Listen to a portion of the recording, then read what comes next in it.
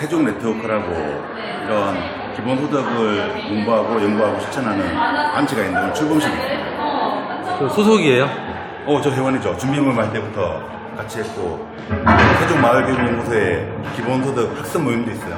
오늘 뭐 하시는 거예요? 역할이? 저는 오늘 출범식 참여하기도 하고 용혜인 의원이 이렇게 강연을 하고 중간에 끝나가서 자담회라고 했어요. 출범식 첫 순서는 영상으로 펴드리겠습니다.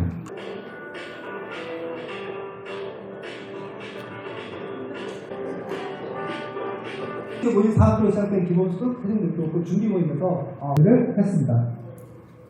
주촌 복잡고 마라톤 대회에 참여하여 기본소득 캠페인을 전개했습니다. 창립을 진심으로 축하드립니다. 저는 평소에 박수를 보냈고요. 오늘 이렇게 반대 의견도 많습니다.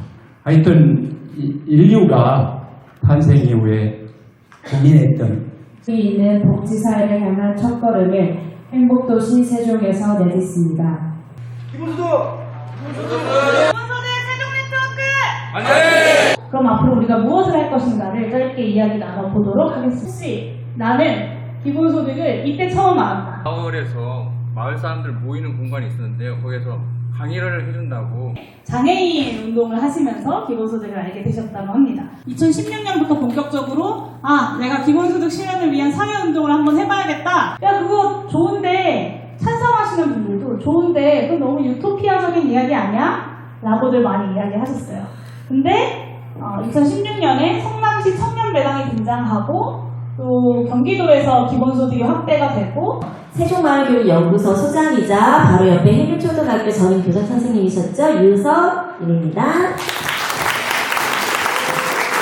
자, 금방 이제 박병철 선생님께 말씀하실 때 농촌부터 먼저 시작하자 이렇게 말씀하셨는데 저는 어쨌든 학교나 교육에 있으니까 교육부터 먼저 시작하자. 이런 말씀 좀 드리겠습니다. 저 몇 해 전에 예술가 기본소득이라는 말을 들어본 적이 있어요. 한 3년쯤 됐던 것 같은데 그때 예술가에게 기본소득을 제공하면 우리 사회가 어쨌든 예술가들의 문화와 예술을 자랑하는 사람이 많아질수록 그걸 향유하는 사람이 많아질수록 더 나은 사회가 아닌가. 그리고 예술가 기본소득을 듣고 되게 매력적으로 느꼈던 그런 경험이 있습니다. 그리고 제가 여기 옆에 있는 hin일초에서 학교와 마을이 함께하는 교육을 줄 때 딱 1년 전이었어요. 1년 전에 아까 어디 계셨죠? 사무처장님이 학교를 방문하셨어요. 저는 학교와 마을을 잇는 마을교육을 얘기했고 오신 사무처장님은 기본소득을 말씀하십니다. 그래서 저도 이제 어떤 이야기에 접점을 맞춰야 되니까 제가 했던 얘기가 우리가 지금 하고 있는 무상교육이라든지 혹은 9시 정제라든지 이런 것들도 기본소득 개념에 들어가는 거 아니냐 이런 말씀을 했던 기억이 있어요.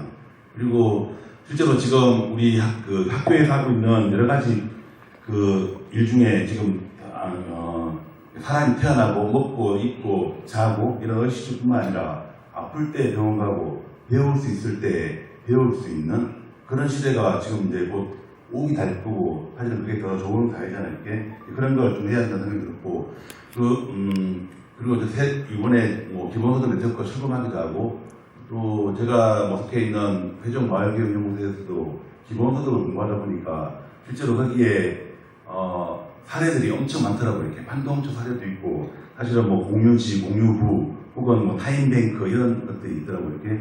이게 만나는 부분들이 확실히 있어요. 마을교육에서 대부분 학교에서 교육을 하다 보면 가장 앞서서 많은 사람들이 얘기하는 것들은 경제에 대한 얘기와 먹고 사는 분들이 얘기하지만 교육은 가장 중요하다고 하면서 중간으로 빠지잖아요. 이렇게.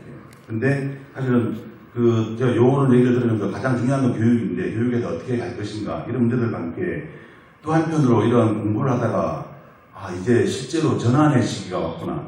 우리가 생존의 문제를 가지고 있는 노동의 문제에서 지금 급변하는 시대에 4차 산업혁명 이런 얘기들 하고 있는데 이 시대에는 우리가 배우지 않으면 안 되는 시대가 왔잖아요.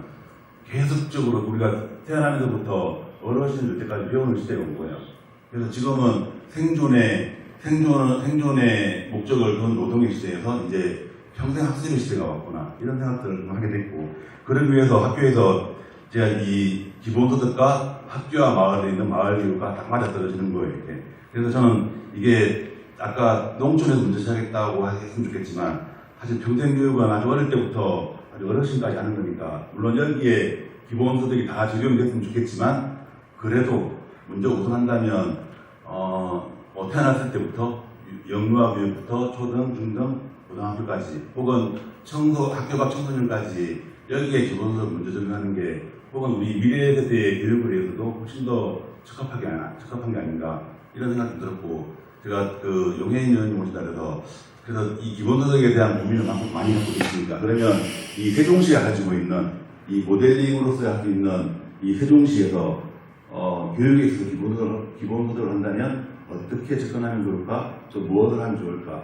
또 여기에 세종 시민들은 어떤 일을 어떻게 조직해서 무엇을 하면 좋을까? 이런 것들을 조금 고민을 좀 나누고 싶습니다. 네, 고맙습니다. 절대 욕구 이상의 어떤 큰 가치를 추구하는 사람들이 모여 산다. 그리고 또 세종시는 강제된 노동이나 소위된 노동이 아니고 뭔가 자발적 노동을 농어촌 기본소득 같은 경우는 지역소멸 지수가 지역소멸 위험이 가장 높은 지역부터 이제 시작을 해서 순차적으로 늘려 나가는 것이 지금 정부의 계획인 것 같습니다. 오늘 사실 시간이 항상 토론자 나오면 시간의 압박을 좀 받더라고요. 그리고 조금 찬찬히 풀고 싶었으나 좀 줄이는 바람에 좀 버벅댔나? 잘 모르겠네요. 수고하셨어요. 잘하셨어요. 네. 어떠셨어요, 들을 때? 저는 오늘 듣다가 기본소득과 기본사회에 대한 생각을 좀 하게 됐어요. 그러니까 예를 들어서 기본소득은 말 그대로 무조건 보편적으로 다 나눠주자는 건데, 근데 기본사회는 의식주 관련 등등 해가서 훨씬 더 폭이 넓구나 이런 생각 좀 들었고, 아까 좀 패널 같이 얘기 나누다가 한 분은 농어촌 기본소득을 말씀하셨고 한 명은 재정을 말씀하셨잖아요.